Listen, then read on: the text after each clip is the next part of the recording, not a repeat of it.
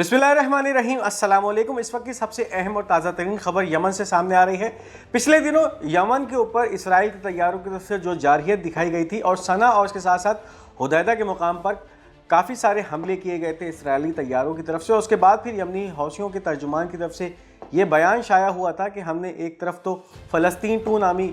Ballistic hypersonic missile से जो है वो याफा के इलाके यानी तिल अबीब के ऊपर हमला किया है, और उसके बाद फिर इस हमले के बाद यानी इस इसराइली जारहियत के बाद यमनी हौसियों की तरफ से एक बार फिर एक ऐसा जो है वो निशाना इसराइल के इलाकों को बनाया गया है, जिसके अंदर 2 कार्रवाइयाँ हुई हैं। और ये 2 कार्रवाइयाँ एक तरफ तो यमनी फ़ौज की एयरफोर्स या यूएवी डिवीज़न या यूएवी फ़ौज की तरफ से की गई हैं, और उसके अंदर वाज़ेह बात यह है कि ये कार्रवाइयाँ इराक़ी मुजाहिदीन या इराक़ी रेजिस्टेंस फैक्शंस के साथ मिलकर उनके साथ बाहमी इश्तराक के साथ की गई हैं। अब इस हवाले से जो यमनी फ़ौज के तर्जुमान ब्रिगेडियर जनरल याहिया सरी का सबसे पहला और अहम बयान सामने आ रहा है, उसकी तरफ चलते हैं। The Yemeni arm forces in cooperation with the Islamic resistance in Iraq carried out a specific military operation targeting vital targets of the Israeli enemy in the south of occupied Palestine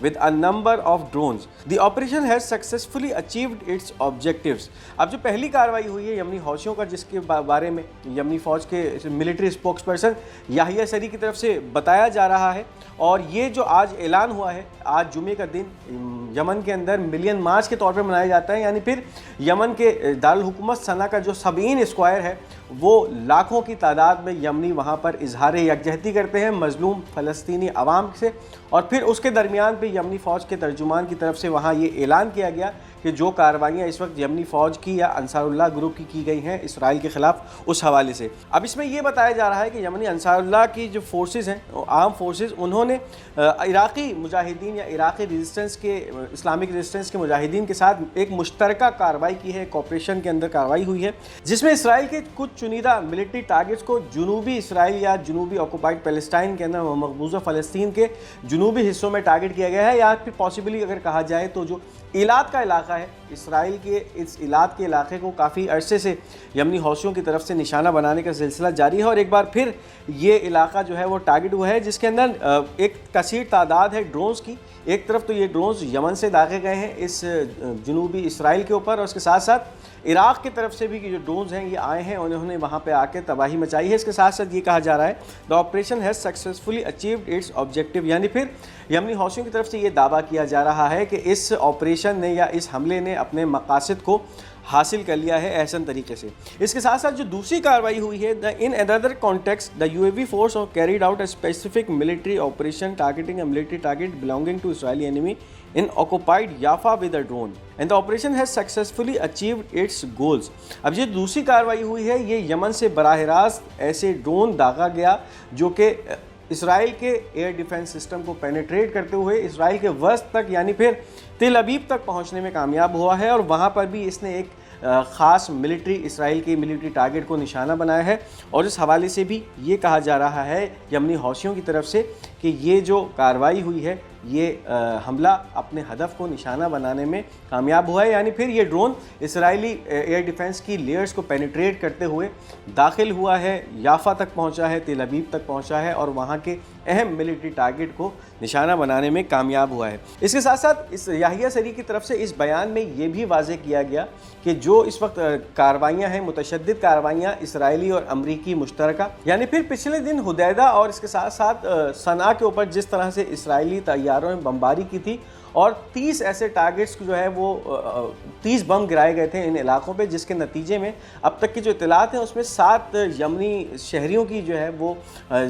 इसमें casualties हुई थी, और इसके साथ साथ जो port के ऊपर इंफ्रास्ट्रक्चर था उसको तबाह किया गया था, जो ऑयल की कंपनीज़ के वो थे डिपो थे, ऑयल डिपो, वो तबाह हुए थे। और इसके साथ साथ अगर सना की बात की जाए तो सना के अंदर जो एनर्जी का सेक्टर था या एनर्जी पावर प्लांट था जो कि बिजली फराहम करता है सना को, उसको तबाह किया। तो इस वक्त यमन की तरफ से ये बयान वाज़ेह कर दिया गया है कि जो भी जारहियत यमन पे दिखाई जाएगी उसका उसी तरह मुंह तोड़ जवाब दिया जाएगा, इसराइल के अंदर घुस के वाइटल टारगेट्स को निशाना बनाया जाएगा। इसके साथ साथ अगर जो अमरीकी तैयारे बरदार जहाज़ बहरा अहमर में मौजूद हैं उनको भी फिर टारगेट किया जाएगा, यानी फिर अमरीकी डिस्ट्रॉयर्स को امریکی ایئرکرافٹ کیریئرز کو, امریکی بحری بیڑے کو بحرہ احمر میں نقصان پہنچانے کا عندیہ اس وقت یمنی حوثیوں کی طرف سے دے دیا گیا ہے. اب اس کے ساتھ ساتھ اس ویڈیو کو آگے بڑھانے سے پہلے ان تمام ناظرین کے لیے جنہوں نے اب تک ہمارا یہ چینل پاک گولڈ میڈیا سبسکرائب نہیں کیا, اس چینل کو سبسکرائب کیجیے تاکہ کوئی بھی اہم ویڈیو آپ مس نہ کر سکیں. اس کے ساتھ ساتھ بات کرتے چلیں, اس وقت کچھ لوکل سورسز ہیں جو کہ شام سے یہ خبریں کلیم کر رہی ہیں.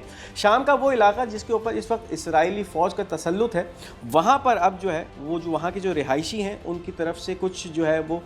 یہ خبریں آ رہی ہیں. Israeli raid, arrest and searches continue in the southern Quneitra countryside and the western Dira, and there is a state of panic among civilians without any action from the new Syrian leadership. اب وہاں کے جو رہائشی ہیں, کنتیرا کا جو علاقہ ہے جس کے اوپر اس وقت اسرائیل کی فوجوں کا تسلط ہے, اس کے ساتھ ساتھ دیرا کا علاقہ, یہ وہ دو علاقوں کے رہائشی ہیں جن کی طرف سے اب یہ خدشات کا اظہار کیا جا رہا ہے کہ اس وقت اسرائیلی فوجیں مسلسل ان علاقوں میں آزادانہ گھوم رہی ہیں. اس کے ساتھ ساتھ کہیں پہ بھی جو ہے جب چاہتی ہیں چھاپا مار دیتی ہیں, ریڈ کر دیتی ہیں. اس کے ساتھ ساتھ وہاں کے جو رہائشی ہیں ان کی مسلسل جو ہے تلاشی لینے کا سلسلہ جاری ہے. یعنی پھر لگ یہی رہا ہے کہ اسرائیل کی طرف سے اس علاقے میں کچھ اہم چیز ہے جس کو دریافت کیا جا رہا ہے یا ڈھونڈا جا رہا ہے. اب اس کے ساتھ ساتھ جو چیزیں اس وقت سب سے اہم اور سب سے زیادہ خوفزدہ کر رہی ہیں ان رہائشیوں کو, وہ یہ ہے کہ ان تمام تر اسرائیلی جارحیت, ان تمام تر اسرائیلی خلاف ورزیوں کے باوجود بھی جو نئی سیریا کی حکومت یا انٹرم گورنمنٹ بنی ہے ان کے کان پہ کسی قسم کی کوئی جو نہیں رینگ رہی. یعنی پھر آنکھیں بند کر کے اسرائیل کی ان تمام کارروائیوں کو جو ہے وہ نظر انداز کرتے جا رہے ہیں. تو اس وقت شام کے ان رہائشیوں کے اندر جو کہ اب یہ بشار الاسد کی حکومت کے خاتمے کے بعد یہ سمجھے تھے کہ شام مکمل طور پہ آزاد ہو گیا ہے, ان کے اندر اب یہ خوف بیٹھتا جا رہا ہے کہ اس وقت اسرائیل جس طرح سے قابض ہوتا جا رہا ہے شام میں, تو آنے والے وقتوں میں پھر جس طرح سے وہ ایک قید سے نکلے تھے اور اب یہ دوسری قید میں چلے گئے ہیں. اس کے ساتھ ساتھ اس وقت ترکی کی جو ہیجمنی اس علاقے میں قائم ہے اس کا اظہار اس خبر میں کیا جا رہا ہے. In continuation of a Turkish hegemony over Syria, the Turkish president announced Turkish foreign minister will visit Syria soon to discuss the new state structure. اس پورے سقوط شام کے اندر ترکی کا کتنا بڑا ہاتھ تھا, اردوغان کا کتنا بڑا سپورٹ تھا ان تمام ایس ٹی ایس کے گروپوں کو, اور پھر یہ ایس ٹی ایس کا گروپ جو کہ شام کی رہائی کا یا شام کی آزادی کا پروانہ لے کر ان شہروں میں داخل ہوئے تھے, اور پھر بہت سارے ریزسٹنس فیکشنز یا ایسے فیکشنز جو کہ پہلے ہی اس حکومت کے خلاف اپوزیشن میں تھے, انہوں نے اس تحریک کا حصہ بننے کے بعد شام کو جو ہے مکمل طور پہ آزاد کرایا. یعنی پھر بشار الاسد کی حکومت کا تختہ پلٹا. اب جو کیفیت ہے وہ یہ ہے کہ ایک ہیجمنی ہے, ایک جو ہے تسلط ہے اس وقت ترکی کا شام کے اوپر, اور اب یہ واضح کیا جا رہا ہے کہ نئے آنے والے وقت کے لیے یا نئی اس وقت جو بھی آگے کے حکمت عملی ہوگی اس کے حوالے سے اردوغان کی طرف سے اپنے فارن منسٹر کو شام بھیجا جائے گا تاکہ ایس ٹی ایس کے الجولانی سے ملاقات کرے اور پھر آگے کا جو میکینزم ہے وہ وضع کرے. اب اس کے ساتھ ساتھ بنجامن نیتن یاہو کے حوالے سے ایک خبر سامنے آ رہی ہے. پولینڈ کے اندر ایک تقریب منعقد ہونے والی ہے جس کے اندر آؤشوٹس کی آزادی کی ایک تقریب منائی جاتی ہے پولینڈ میں, اور اس کے اندر ہر سال جو ہے بنجامن نیتن یاہو شرکت کرتا ہے. بنجامن نیتن یاہو یہ وہ شخص ہے جس کا تعلق پولینڈ سے ہے, یعنی پھر یہ پولینڈ سے ہجرت کر کے اسرائیل آیا اور اب اسرائیل کے اوپر جو ہے وہ اس کا پرائم منسٹر بنا بیٹھا ہے. اب اس وقت اسرائیلی اخبار کی طرف سے یہ خبر دی جا رہی ہے, the Hebrew newspaper Israel Hayom, Netanyahu will not attend the ceremony commemorating the liberation of the Auschwitz in Poland for the fear of being arrested after the International Criminal Court's warrant. اب یہ وہ خوف ہے اسرائیلی وزیر اعظم کا کہ جو اس کو روک رہا ہے پولینڈ کے اندر اس تقریب کو اٹینڈ کرنے کے لیے. یعنی پھر اس سے پہلے ہمیشہ اسرائیل کا وزیر اعظم پولینڈ میں اس تقریب کے اندر موجود ہوتا تھا, اور اس سال اسرائیلی اخبار کے مطابق وزیر اعظم بنجامن نیتن یاہو اس تقریب کو اس میں شریک نہیں ہوگا. اس کی وجہ یہی ہے کہ اگر اس کو یہ خوف ہے کہ اگر یہ تقریب کو میں شرکت کرنے کے لیے وہ پولینڈ جاتا ہے تو پھر عالمی فوجداری عدالت کی طرف سے اس کے خلاف جو گرفتاری کے پروانے جاری ہوئے ہیں ان پہ عمل درآمد نہ ہو جائے اور اس کو پھر وہاں پہ دھر دبوچ نہ لیا جائے. تو اس وقت یہ خوف ہے. ایک طرف تو بڑے بلند و بانگ دعوے کیے جاتے ہیں کہ ہم جو ہے وہ کسی طرح سے کسی سے نہیں ڈرتے, لیکن خوف کا آپ اندازہ لگائیے کہ اسرائیلیوں کے اندر اتنا خوف ہے کہ اگر وہ اپنے ملک سے باہر نکلیں گے تو کہیں پہ بھی ان کو دھر دبوچا جا سکتا ہے. ساتھ ساتھ آپ کو یہ بتاتے چلیں کہ اس وقت رشیا کا ہائپرسونک میزائل اورشنک ہے, اس کی دھوم پوری دنیا میں مچ چکی ہے, اور اس وقت سابق امریکی فوج کے جنرل کی طرف سے یہ اعتراف کیا جا رہا ہے کہ اس وقت جو اورشنک میزائل ہے رشیا کا, یہ سیکنڈوں کے اندر امریکی بحری بیڑیوں کو تباہ کرنے کی صلاحیت رکھتا ہے. Retired U S army colonel Lawrence Wilkinson claimed that the single Russian orogenic missile could destroy a fully equipped American aircraft carrier within seconds. اب یہ وہ اعتراف ہے جو کہ ایک سابق امریکی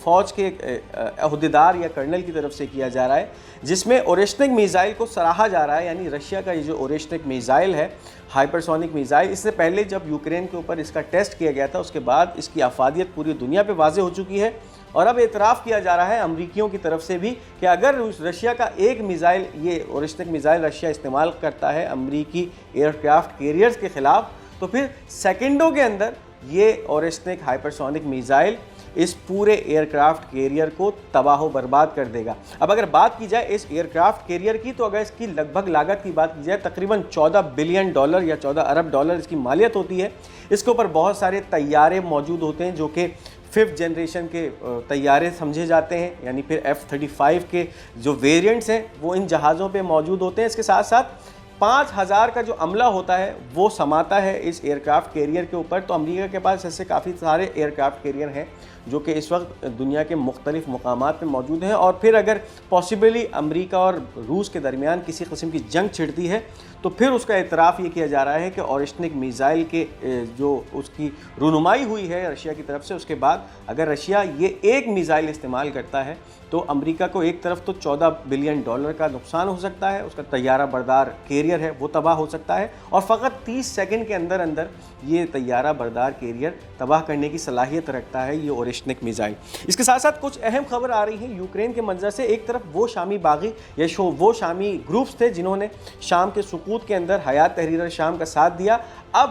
یہ خبریں سامنے آ رہی ہیں کہ یہ بہت سارے سیرین ریبلز یا جو ان کو باغی کہا جا رہا ہے، یہ اس وقت یوکرین کے اندر موجود ہیں اور یوکرینی افواج کے ساتھ مل کر رشین فوجوں سے برسر پیکار ہیں. More than 10,000 Syrian rebels have joined Ukraine ground force to combat against Russia in Kursk and eastern Ukraine. Syrian fighters fighting for Zelensky in exchange of Syrian revolution. اب ایک طرف تو یہ دعویٰ کیا جا رہا ہے کہ اس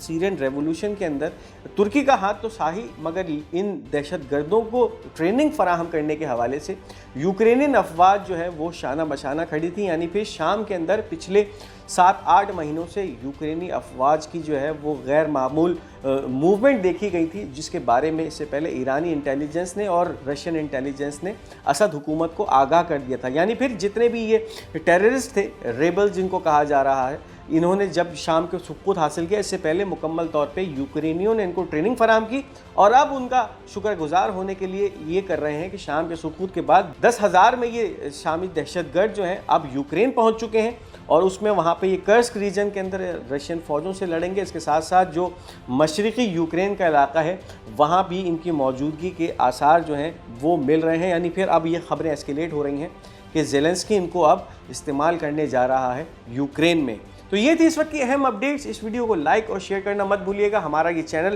پاک گولڈ میڈیا، اس کو ضرور سبسکرائب کرتے جائے گا اور اپنی قیمتی آراء کا اظہار کمنٹس میں ضرور کیجیے گا. انشاءاللہ بہت جلد آپ سے ایک دوسری ویڈیو میں ملاقات ہوگی. تب تک اپنا بہت بہت خیال رکھیے گا. تب تک کے لیے مجھے اجازت دیجیے. خدا حافظ.